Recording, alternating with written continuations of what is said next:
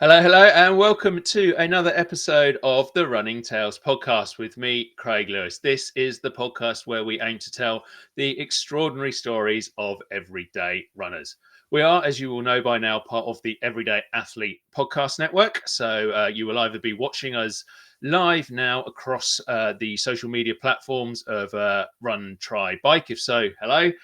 Or you will be listening to this on the Everyday Athlete podcast network on Spotify, Apple, basically any other platform. So we are everywhere. And wherever you are, please give us a like, a review, a comment, let other people know all about what we do here, because this is a pretty special network. We've got a whole host of different shows across it, from the Enduring Minds podcast, where we talk about male mental health, to Joe Harden's Beyond the Finish Line, to talking about music on what's in your earbuds and what you're listening to when you're out there running. I know how amazing the what's in your earbuds playlist on Spotify is, because I recently did a 50k and there are not many races where you can switch from listening to the Mario Brothers theme tune to Counting Crows is Recovering the Satellites in one song click. But that's what you get on that playlist. It's pretty cool. It's everything that our ultra running community listen to. Anyway, like us, love us wherever we are and wherever you're listening, and our hearts go out to you if you can do that. Right, on to today's guest. It's Adam Lee. He plays a part within this network. People will know he appears on Food Fight Friday, but his main job, if you like, in the running world is as a trail runner of more than 10 years experience, and as the host of the Community Trail Running podcast, which if you haven't listened to, go and check it out. So without further ado, without more waffling from me, let's get Adam forward and have a chat about everything he does. Hey Adam, how you doing? I'm great, Craig. How are you? Yeah, not too bad at all. Thanks so much for coming on the other side of the microphone and joining us on Running Tales today. I'm super excited to be here, and I've got Mario music in my head now, so I'm good to go. Yeah, I mean, it gets you going. It's between that and DuckTales, which also comes on that playlist, as what gets you running fastest. So, folks, if you don't know what we're talking about, check out the Everyday Athlete podcast network playlist, because it's eclectic as it can get. Now, Adam, you have an eclectic career, if I can use that word, within the world of running. But let's maybe rewind the clock back to when you first started trail running, because I think that was more than 10 years ago. And I suppose my first question to you is, before you started trail running, did you run at all, or was it straight from I don't really like this sport to I'm going to go out on those trails and smash it? Yeah, no, I started like a lot of people on the roads. We had the TV station I worked at the time was a sponsor of the local marathon and half marathon, so they offered us up free entries, and I got into that and kind of chased times for a while, like a lot of people did. And then 2014 I signed up for a short trail race, and within 10 meters of being on the trail, I was like, what the hell have I been doing on the roads the whole time? And not that I didn't mind and enjoy the challenge of chasing times, but the forest is just a different animal, and it leaves my soul feeling a whole lot different after a run. So the trails got me pretty quick. They set their hooks deep. Yeah, I mean, I love trail running, but I'm running around relatively flat Northamptonshire in England, where there's some nice scenery, but it's nothing like what you've got where you are. So you're out in Alberta in Canada, and the scenery there must be pretty spectacular to get your hooks into. Yeah, absolutely. When I started trail running, I was in Vancouver, so I did a lot of running in North Vancouver, where the mountains are there, and Mount Seymour's got a special place in its heart, in my heart, for sure. And we've only been in Alberta since the end of August, early September, kind of getting keys and moving back and forth. So this will be my first summer living in the Rocky Mountains. I've had the chance to visit a few times here and there, and it's definitely breathtaking and incredible. And it's hard to describe, but there's just a feeling you get when you get into the mountains, where you just seem more relaxed, and time kind of slows down. I don't know if I'm wording that quite right, but it's wonderful to be in the mountains and live the mountain life, and wake up in the morning and kind of try and remember the peak names and when you're looking around. And yeah, it's really special here. I've got a couple trails that I learned before winter set in. So I've been able to go out all winter on those and not be worried about getting too lost out there. But I'm looking forward to summer rolling around and getting to explore some more. We have great races in the region as well, and it'll be neat to be a part of that and see where they actually go instead of just being on a website somewhere for so long. It'll actually be real now, which is pretty cool. Yeah, oh, no, it sounds amazing. I mean, I went a long time ago, probably 20, 25 years ago, over to the Rockies, and stayed in Banff out there, and we my brother and I had the idea of going up the mountain there, and we didn't want to go up the cable car, so we decided it is the simplest walk in the world, as you may know, from the centre of Banff to go to this place. But somehow we managed to get lost on one of the trails, and we found a sign to a place called Goat Creek. So this is a really long-winded story, but we found this and we followed it for about 5 miles, and we were like, "Where is this Goat Creek? This sounds cool. It's on the signpost. It's got to be. It's got to be there. If we can't find the mountain, we'll go to Goat Creek. That sounds cool." So we got about 5 miles in. We didn't know if there were bears or who knows what else stalking us. There's definitely bears. yeah. And we came back, and it was really late, and we did manage to scoot in the cable car in the end up to the top of the mountain, and we did it the next day. And we were looking on a map, and Goat Creek was 25 miles away. Yet it was the nearest place on that signpost. And so my very long-winded way of getting to a question is, how easy is it to get lost in those trails up there? Or is it just me? You know what, Craig? I don't think it's just you. There's a reason that I like to run with others as well. I'm definitely a better follower than leader when it comes to exploring new trails, for sure. And you know what, too, to be honest with you, from working in news for so long and doing the stories of missing hikers and missing runners and that kind of thing, I've got not PTSD because I didn't go through the stress myself, but there's definitely an overbearing stress to, like, you can't be the one that gets lost. Like, you can't be on the news. You cover the people on the news all the time. Don't be the person that ends up on the news. So I am pretty careful when I explore, but and on the same vein of being lost, I always joke that you're not lost until search and rescue shows up. Until then, it's just an adventure. So I've had plenty of adventures over the years, for sure. Most of the time we get where we're going, and to be honest with you too, it's a little bit of my fear here in Crow's Nest Pass, Alberta, where we moved, because the population's quite a bit smaller. So Vancouver, you could kind of get into the North Shore, and I mean, don't get me wrong, you can get lost anywhere, but generally there's a lot of traffic. Whereas here, people tell you, like, "Oh, you'll be the only one on that trail." It's like, I better know where I'm friggin' going then. Yeah, Adam, I can get lost on a park run with 200 other people. So who knows what would happen to me? Right? It depends how shiny the squirrels are. I mean. And the other question I suppose I'd have for someone running where you are is do you have a bear story? Have you come across many out there? No, so thankfully I don't have any bear stories yet. It sounds like everyone who runs in the pass ends up with a bear story at some point. Yeah. My boss, I work in the back of Spry, which is like a local outdoor shop, and the back half is like a distribution warehouse for a bunch of outdoor brands here in Canada. And so it's a family run business. My boss, Jamie, and his father, Ian, and his wife, Susan, like it's their family business. So Jamie and Ian, just before I started last year, one of my first runs out with them, they're telling me a story of how they got bluffed by a great big grizzly bear, and it was terrifying. I'm like, I've actually enjoyed running all winter because the bears are sleeping. I'm like, you know what? That's not so bad. Like, I'll go out -20 if there's no bears. So although I've heard a few cougar stories this winter as well. So there's lots of animals around here. My closest experience with a grizzly bear was driving home back to Crow's Nest Pass after our move. Shortly after, I saw Mama Bear and 2 cubs run across the highway. And Craig, I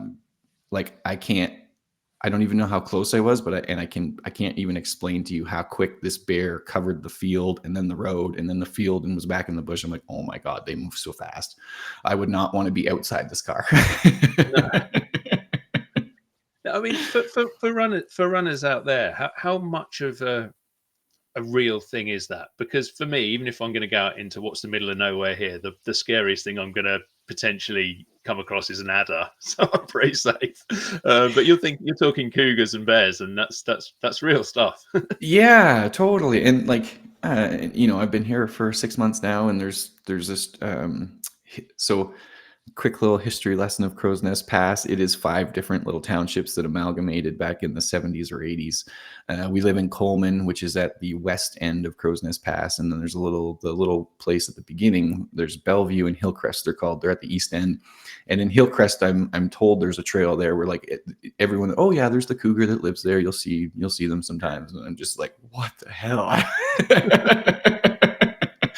And we all carry bear spray. It's like it might as well be mandatory. You're not leaving the house without it, and especially if you're by yourself, you definitely need to be loaded up. And if you're with a group, you're conscious and mindful of what you're supposed to do if you come across any of these things. So it's very much a real concern. I'm sure as I'm here a little bit longer, I'll get an idea of how real the threat is, if you will. But just chatting with my boss and that last year, like it's clearly something that happens for people. So we have to be prepared. Yeah, definitely.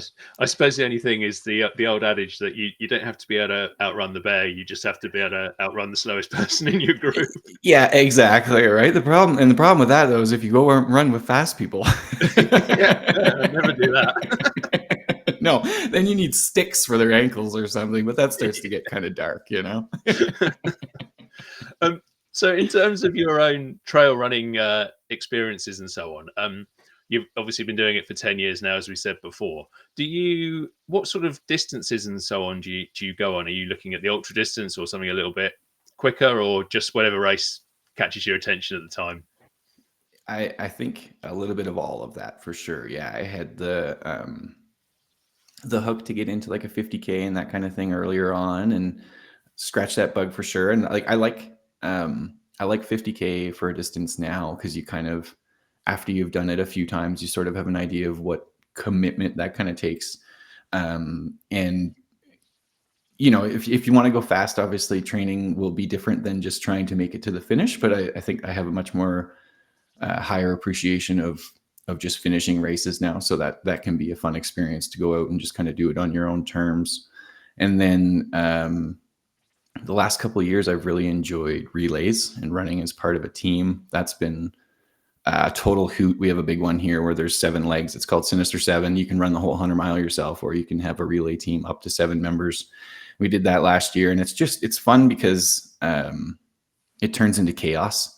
Nobody knows when they're running because you have to wait for the next person. And depending on the weather, someone might be way off of what their goal was. And you're out there at each of the transition stations with all the other teams running it. And yeah, like the mass chaos of it all was super fun. So I really enjoyed that. And, whenever your leg is, you finish that. And then the rest of the time you're cheering on your team and that sort of thing. So it's fun to be involved in it all like that. And personally too, I've actually enjoyed going back to the shorter distances a little bit, like 20, 30K, and just blowing myself up and seeing how that can go. So like, I think, if something scratches my itch, I'll do it. I'm not like, I have to run this distance, I have to do this. It's just kind of like what comes up. And especially over the last few years, I've become a lot more relaxed about choosing races, about going to races. I used to be,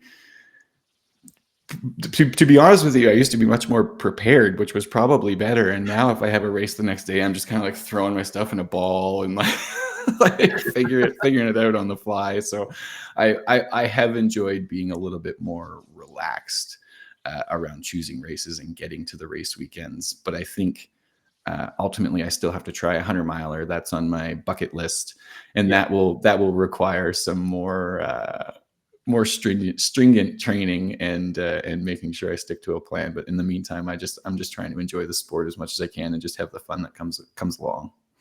Definitely. No, I think there's something to be said for entering these and enjoying these slightly more different and quirky races, whether that's a relay or whatever. I've got one coming up next Sunday, which is it's actually complete opposite to a trail race. It's through London, but basically what we'll be doing is it's called going around in circles, and we'll be following the Circle Line on the London Underground, basically Cool. running from in teams of two. One of us will run to the next station while the other one jumps on the tube and goes on the tube, and then we'll swap until I we've done all love that. 27 stations. So it's just, so I mean, there's nobody cares who wins that. I'm not even sure they're going to be having a winner particularly. Maybe they'll look who did it the quickest, but no one really cares. It's just so much fun, and I think it comes down to why. Well, I think maybe not with the road running, because I think with road running people kind of want to run fast. Most road runners want to run fast, but with the sort of trails and the ultras, unless you're elite, we all sort of just want to get round and have a bit of fun. Yeah, 100%. I agree, Craig. There's like, you know, the equivalent of running like a 3:45 marathon on the trails. Like no one cares. You know what I mean? Like no one, Yeah. like you said, unless you're at the front, your time doesn't matter. None of it matters. Like, so you kind of have a little bit more relaxed outlook on the times, which I enjoy too, because it was fun chasing those times for a while, but it's nicer to just kind of enjoy the activity for what it is for me at this point. So. No, I kind of agree, and I mean, this is never an event which I'll be anywhere near, or most of us will be. But I'm looking forward to the updates on Barclays over the next couple of days, because that's obviously kicked off, and it's the first time in months that I'm actually disappointed that I deleted my account on X, because that was the only place to follow that race. Exactly, and now I'm thinking I knew there was a reason why I had that account. But yeah. So those fun races are, they're really cool. But you've just come back from a pretty epic race yourself. You've run Moab Run the Rocks in Utah. Tell us about that. Yeah, that was my first kick at the can of a stage race, which was really cool. We did. I'll screw up the distances if I try to get them exact. So basically, it was like 20K the first day, 40K the second day, and 20K the third day, give or take a little there. And the desert was a whole new experience for me.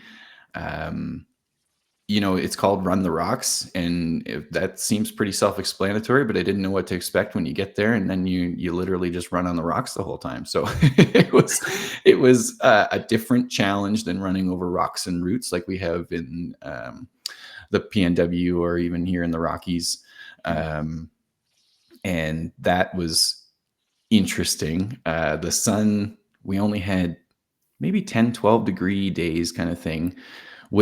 And so I've learned and Jason's been trying to teach me this stupid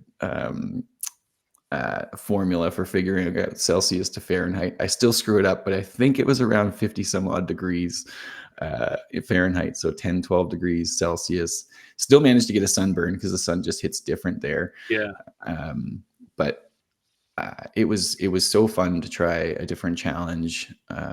It was so neat to run through the desert, and you'd pop up over these little rocks, and you wouldn't think that the vistas would change that much, but it did. It would open something up, and you'd see off into the distance in a way you couldn't before, and just like majestic and red and just incredible to be part of that landscape and being able to pick out runners so far away, because you're not used to no trees or anything in between, so you could see forever in different directions. And the Trans Rockies race series, Huda's the race director there, and they do just like a sensational job of hosting, of making it feel like a community celebration. They have Chillville, which they call the finish line, and they've got fires set up everywhere, and every 8 stations in the finish line area has like dairy free and gluten free, and they do a great job of trying to think of everyone. They had all the beer and seltzer for people that were running, for people that were supporting. It didn't matter. You were just supposed to be part of the party. And then each night that we did the awards in the evening from 5:30 to 6:30, they called that happy hour. It was the same thing. They had drinks for everyone there. They did a bunch of prizes. You couldn't even like get through the door without having an opportunity to win something. Like they really, really, really just try to make it a fun celebration of our sport in an incredible place to actually partake. So it was an honor to be a part of it. It was such a unique challenge to take on, which was awesome. My stomach doesn't always travel great, so I had some issues getting in calories the first couple of days, but still managed to make the most of it. And I don't think I would love to try like a different stage race. It's hard, as you can imagine, as we kind of joked before we went on air. Like we all have our real lives and our real jobs, so you know time is finite. So it's hard to like, oh, I would go back because I would love to experience another one, but I would definitely put it on the list of recommendations to check out because it was just such a fun event and so well run. So if you're ever thinking about getting to the desert and wanting to try a stage race, like Moab Run the Rocks is it's fantastic. It was so fun. Yeah, it sounds brilliant, and like you say, it's got that lovely element of community to it. I think you said it's your first stage race. How did you find getting up the next day after doing a long run and going out on tired legs? It's something I've never done, so I've always wondered what it must be like. It's totally fun. I did Squamish 50, the 50-50 a few years back. So that's not a stage race, but you do 50 miles the first day and 50K the second day. So I've had experience getting my butt out of bed and doing it again. Which in like, for lack of a better term, like you just feel like a pro, you know, like you're going to bed and you have to get up and you have to run again. Like, it's like, all right, it's race day part 2, race day part 3. Like, so I really liked that. And because I was having a hard time getting calories in, I'm actually kind of proud of the effort I put forward because I had to manage the weekend and make sure that I could get through. So I did manage that and sort of kept myself in one piece enough to get through all 3 days. I would love if I get a chance to take on another stage race, I would love to use the lessons I've learned, maybe show up a little bit earlier and figure out my food so that by the first day I can actually push as hard as I'd like to. But it's, you know, you learn little things you need to do to take care of yourself. We had a hot tub at the hotel that we soaked in each night, which was awesome. And the 40K day was the second day, and that's when I was feeling the worst. And my friend that I went down there with, Sabrina, like her stomach wasn't feeling great either. So we just hung out for like pretty much the whole day, took a bunch of photos, went slow, and that really helped make sure that day 3 we were able to take the start line strong. So it's all those little lessons you put forward and you take out of it, and I managed to manage my body enough to be able to feel pretty strong all 3 days, considering the diet and everything wasn't great. But yeah, like Craig, I'm sure you're the same way. Sometimes you show up at a start line, you don't know how you're going to finish or how you're going to feel, but you manage how you feel in the moment to get through the day. Yeah, I mean, that's probably one of the biggest things, isn't it? About, I mean, any kind of running, whether it's road running, trail running, ultra running, the harder the challenge is, and that kind of depends where you start. For some people, a 5K on a flat surface is the biggest challenge they've ever taken on in their lives. So, whatever's a challenge for you, you're going to reach that stage where you think, I am not going to do this. This is a disaster. Why did I get out of bed this morning? I've wasted months of training and all that stuff. And we kind of, I suppose, that's where we dig deep and get through, isn't it? Yeah, absolutely. I had a friend many years ago when I was running in Victoria who said, like, it doesn't matter what the distance is. It always feels like when you get to the finish line, you're like, that's all I had. So I think that's just the way it goes, you know? Oh, and I've had so many conversations with people, and some of these people who are running 100, 200-mile races, and I'm sure you've had the same, where you ask them what their hardest race, and they'll just turn around and they're hesitant, and they'll go, 5K, hate the 5K, can't stand it, you have to run all out, I'm absolutely exhausted by the end of it, give me a 200-miler any day of the week. Yeah, 100%. It's all in the abuse you want to put on yourself, I guess. Yeah, that's it. You prepared for this. I mean, you sort of said it makes you feel like a pro. You prepared for this quite seriously as well. You've got a coach on board. We will obviously talk about the community trail running podcast in a bit, but you had a segment on that where you were talking about how your training and stuff was going. Is that something you've done before, or was that new for Run the Rocks? Yeah, I was lucky enough to work with coaches when I did the Squamish 50-50 back in 2021, and that was like a game changer.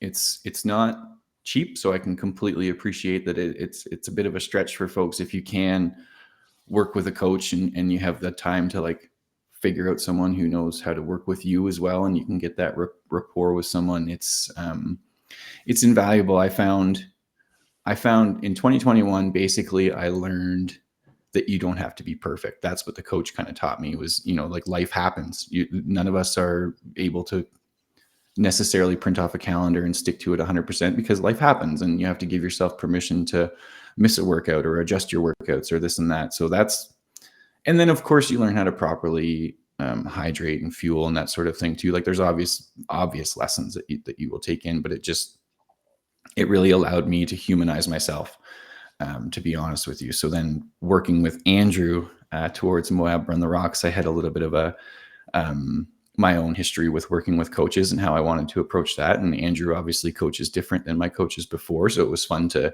work within a new system and learn a little bit about how someone else would teach and carry me through training. So it was a ton of fun. We got to do the Miller Minutes out of it, which you had alluded to on community trail running as well, which I had such a fun time. I think I wanted to sort of share that experience and show people like what it's like to work with a coach. And I think we found a balance within a short episode to show like what it's like one-on-one, but then also he sort of took the lessons from me and zoomed out to give it to what it would be like for all trail runners. So I think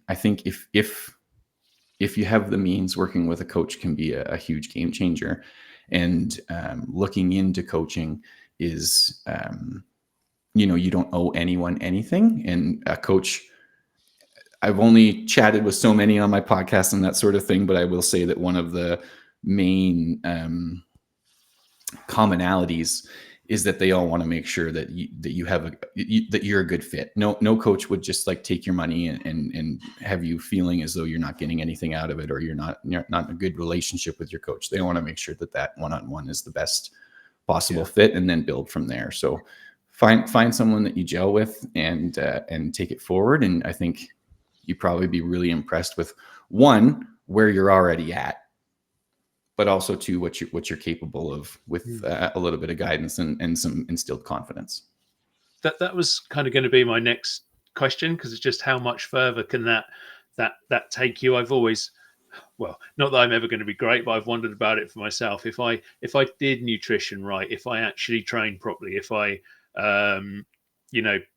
did fartlet and hill sessions and all this stuff properly, if I actually ran long and slow rather than starting out running long and slow and ending up running at my normal long pace, and all of that good stuff that you're supposed to do, if I stretched, if I took the salt tablets and everything, how much better would I be? And I suppose you've listen, I'm sure not everything went perfectly to plan, because it never does, but how much better did you feel? How much of a better runner were you from having had that coaching experience?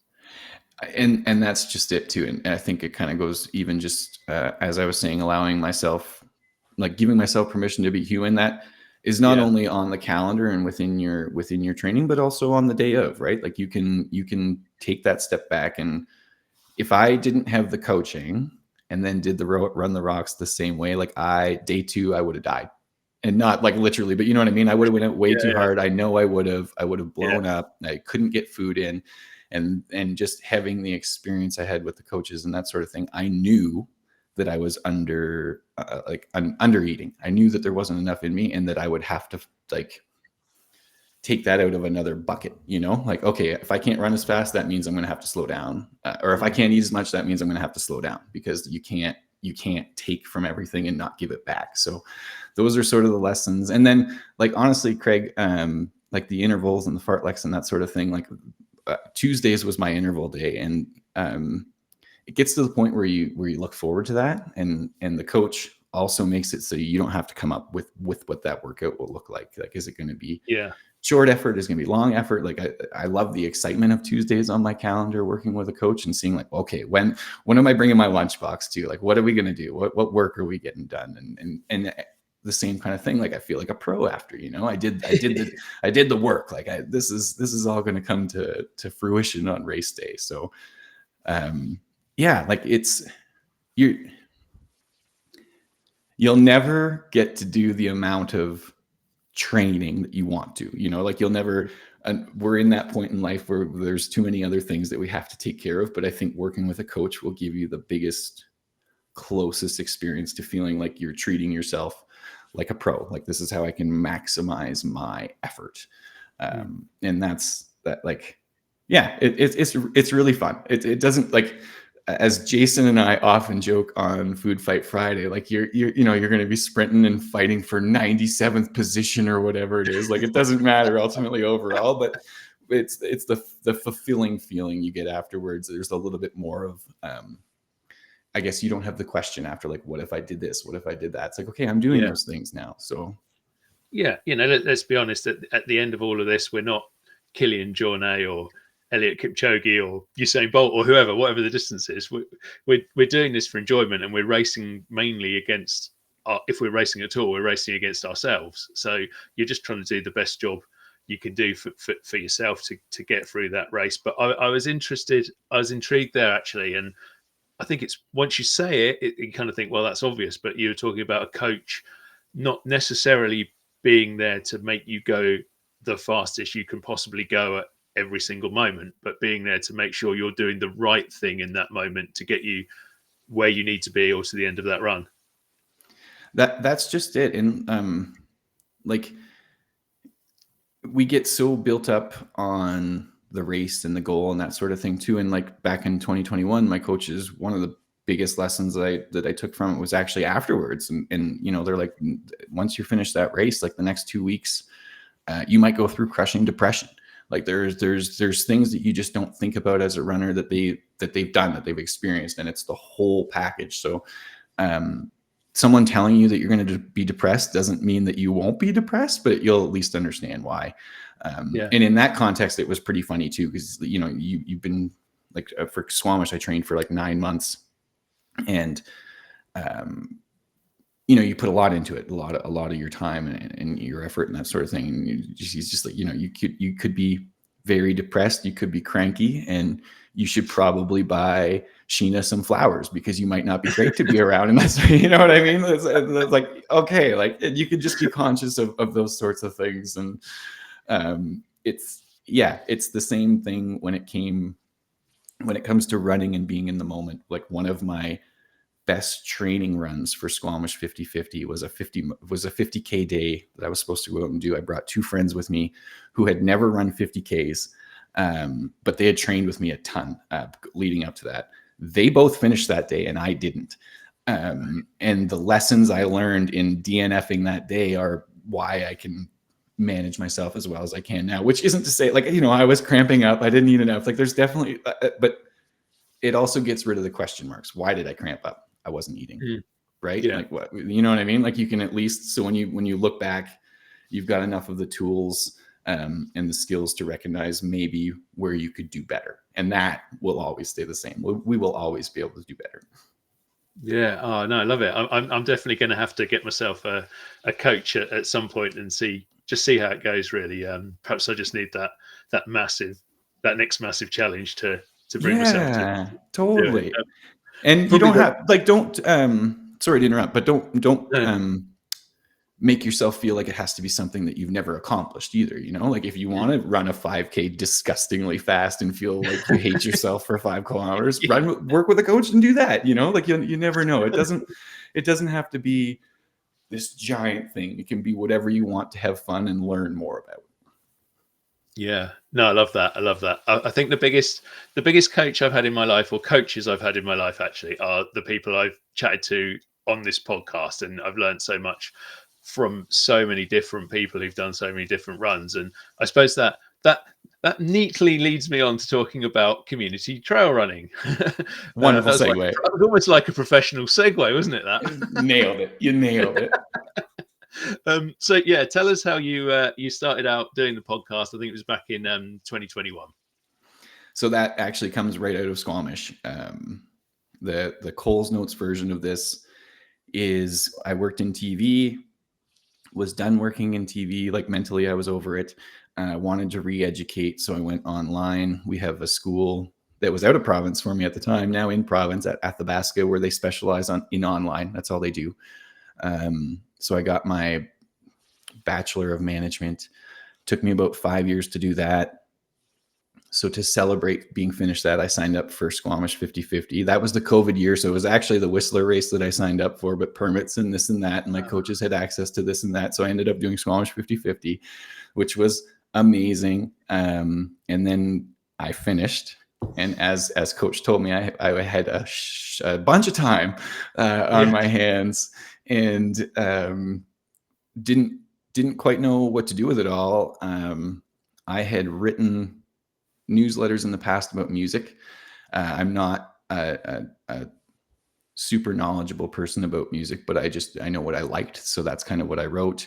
That was many years past. And then I thought that I'd like to write something running related and get other people involved. So I wrote my Squamish 50 tale because that was where I wanted to start. But I knew starting that it was, I was reaching out to community members to get like tips for running your first race or that sort of thing. But I wanted it not from me, because like I'm not an expert. That's not who I am. That's not how I try to frame myself. I try to have people on who are experts, and they can frame themselves as that, and we can dive into their knowledge. But it all just stemmed from that. Basically, I had so much time on my hands to figure it out, and started writing a little bit. Bought a mic that was on sale at Best Buy or whatever, and having worked in media for many years beforehand, I was comfortable with the editing process, with coming up with questions and that sort of thing. So actually asking them myself was a little bit of a unique experience, and that was kind of fun to get into. But even from the very first one, I had my hypnotherapist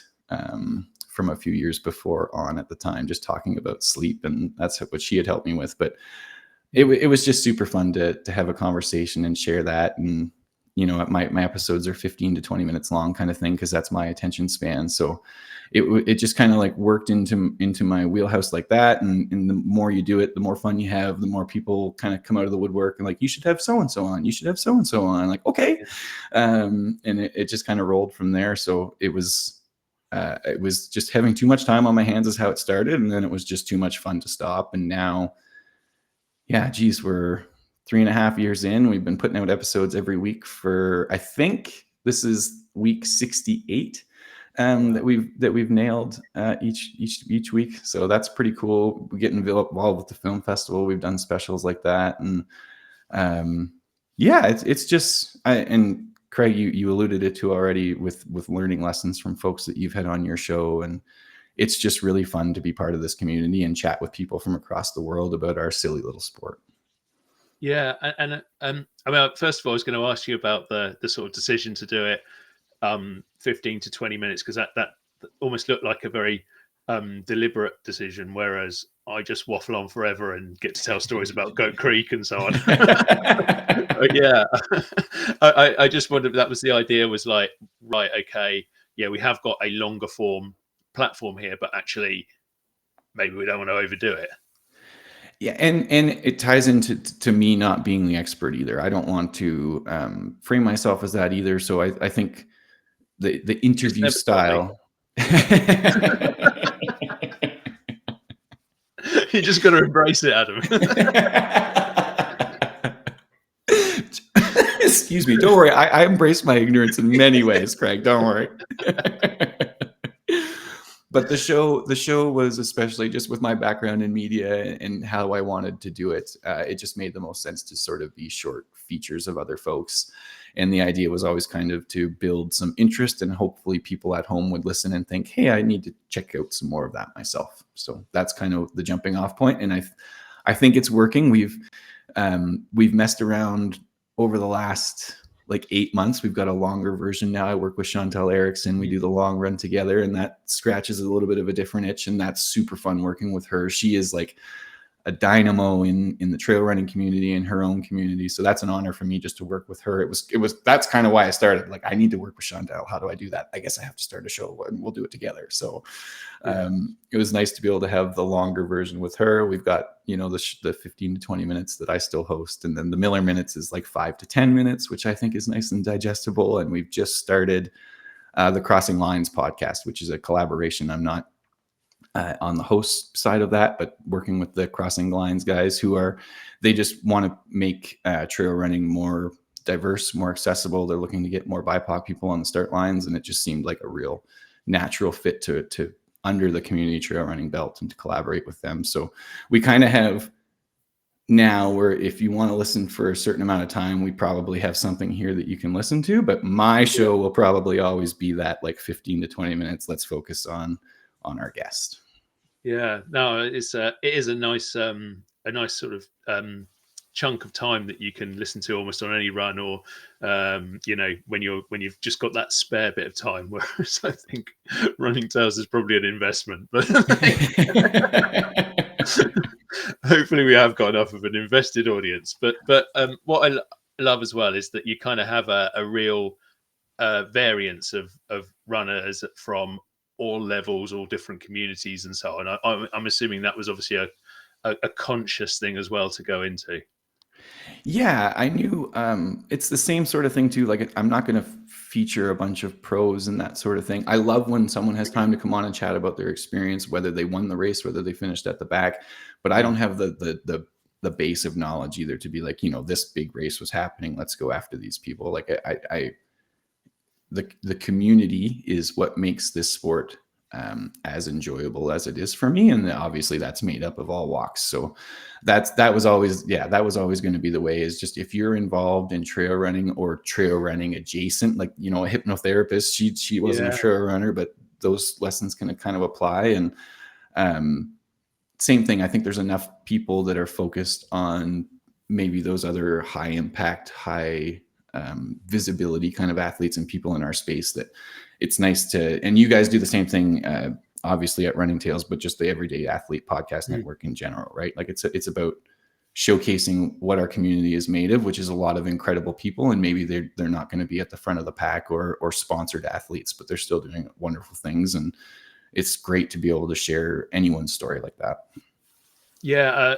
A friend of mine, shout out to Paul Carpenter if he's listening at any point. I think on one of the previous episodes, I've got this thing at the moment where I start wanging on about please don't talk about VO2 max. I know it's important, but I just don't want to hear about it. And he's made me a t-shirt. He's made me a t-shirt which says don't tell me about your VO2 max. I want to know why you run. And I think that kind of sums up the sort of podcast that we try and do. Yeah, absolutely. Now, having said that, Craig, that is one of those things to feeling like a pro. I really want to do a VO2 max test. I've never done one. I really, really, really want to, but I completely understand your point. Oh, Adam, I'm a huge hypocrite because I'll say that, but I'd love to do the same as well. And we've got a friend of ours in my wife's does a running club, and he is currently trying to qualify for the to join the British Army, and he needs to do a beep test, and we're helping him reach that level. I'm like, I want to know. I'd love to know what I'm on, what I'm doing on the beep test. So I think despite doing that, I still have that bit of competitive edge in there to want to know where these things rank and so on. Yeah, absolutely. And like I think you've already mentioned it too, but it's not an external competition. You just want to know what you're capable of. Yeah, definitely. I want to talk to you as well about the film festival and how that came about. And I mean, I've kind of assumed it's come out of the podcast, but I don't actually know that. So yeah, tell me about the film festival and how that works and where it came from. Yeah. So I mean, without the podcast, it probably doesn't happen, of course, but it was mostly good old Matthias Eichler at the film festival. He's a race director down in the States as well. He's also a podcast host. I don't remember how him and I started interacting, but I'm pretty sure it had to do with our podcasts. Just a super friendly, awesome German dude living in Washington. Got along with him great online. And then he mentioned, I think it was on LinkedIn, that he's taking over as executive producer of the film festival, and he was super excited about it. And I had just reached out and said, if you guys are coming to Vancouver, let me know how I can help, be involved. Sounds great. And he wrote back and said, why don't you host it? And that's how that started in Vancouver. We had an awesome first year. The community was right into it, from our amazing local sponsors to people wanting to come out and actually celebrate the sport. And then the second year, our sponsors were so happy with the first year. And then we had friends, Jason and Sabrina in Alberta, that were like, if you wanted to try and do some shows here, you could crash out at our place and see if it goes. And our sponsors were like, if you do it in Alberta, we are on board. So we expanded last year. 4 more shows, and then this year we've added one more here in Alberta. And it was just like it's all come along very organically, and mostly just because of the podcast for sure, but also because of the great connections that we have, and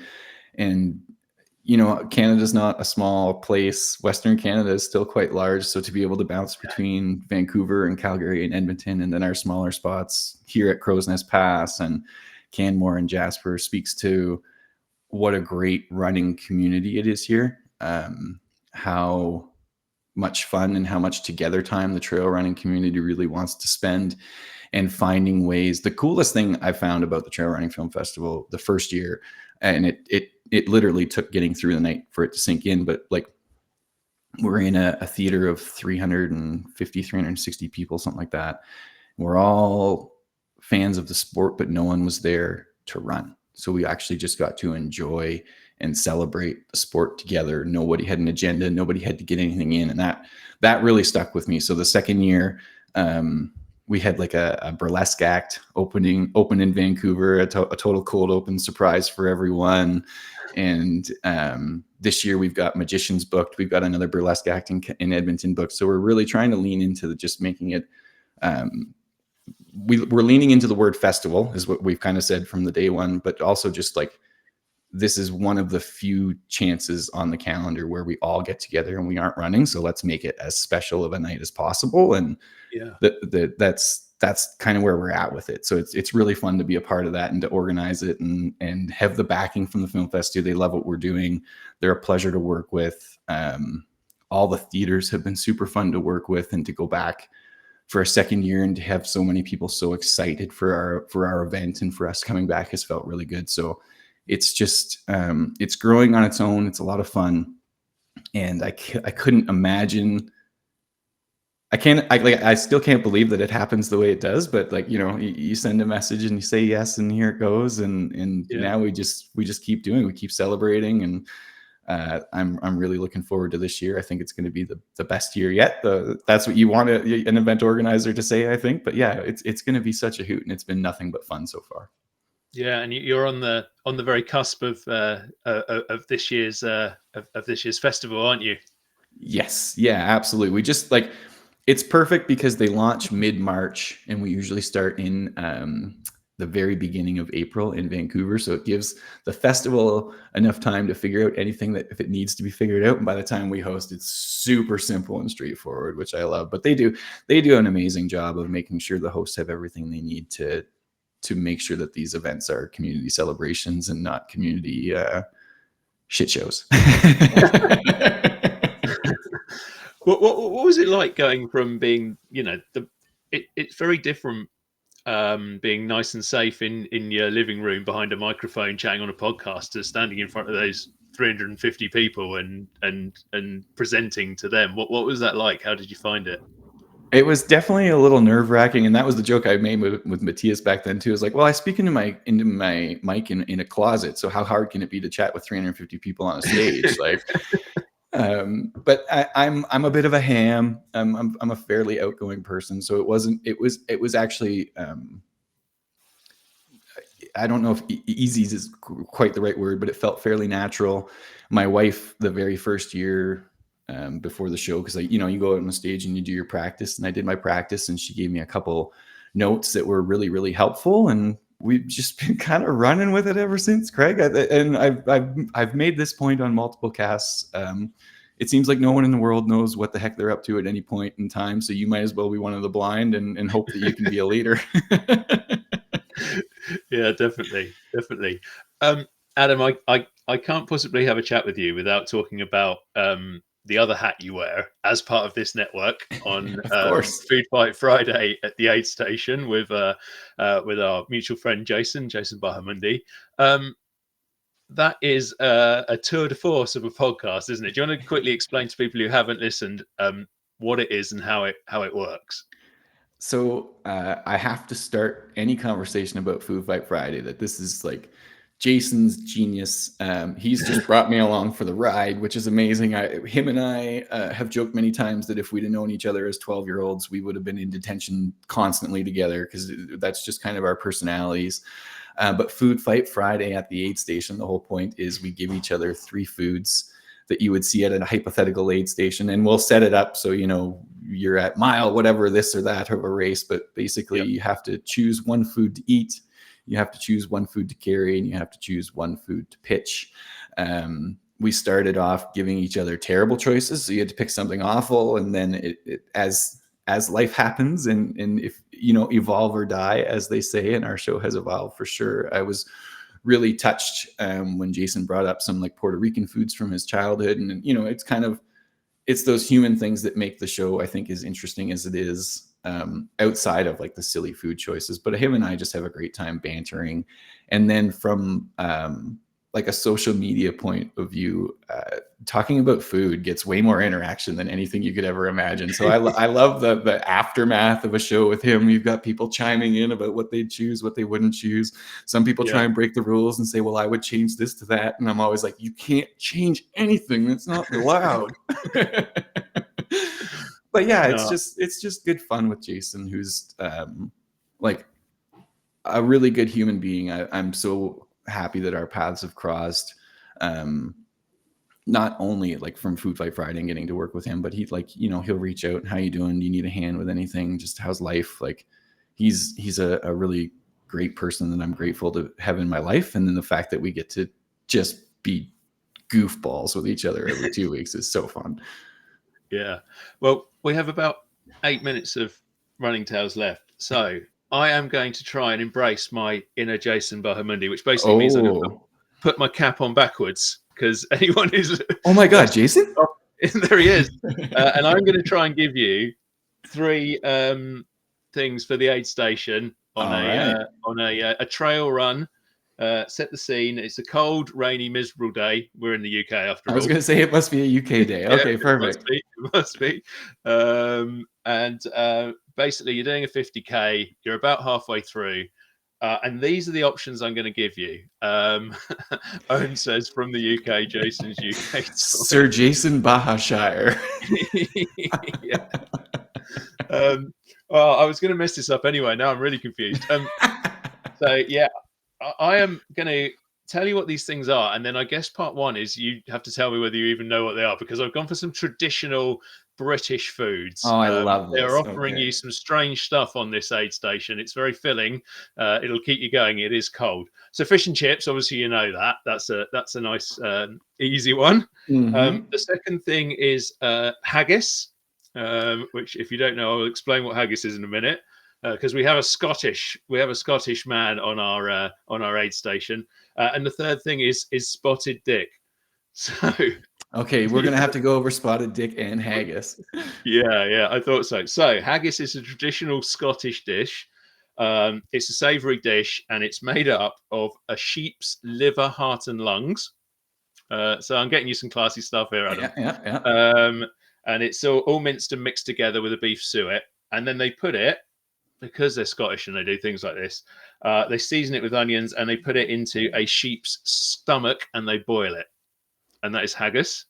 And a spotted dick is a steamed pudding made with suet and diced fruit. And then it's served with custard. So, spotted dick and custard, why not? And the spots are the currants that go into it. So, yeah, you're halfway through your 50K. You've got spotted dick, you've got haggis, and you've got fish and chips. So I'm going to throw that to you. At that point, I'm ready to never visit Scotland in my life if that ends up being the consequences, and we're just going to throw the haggis as far as humanly possible away. If with any luck, I might knock out like a competitor with it while I chuck it, but definitely going to toss that. You got to eat the fish and chips hot. I think that's how that goes. So I'm going to hang out at the aid station, crush some fish and chips, and then me and Spotted Dick are going for a walk, because that sounds pretty delicious to enjoy between aid stations. So I think, and also on Food Fight Friday, I always win. I'm always right. So you can pretty much guarantee that answer is correct.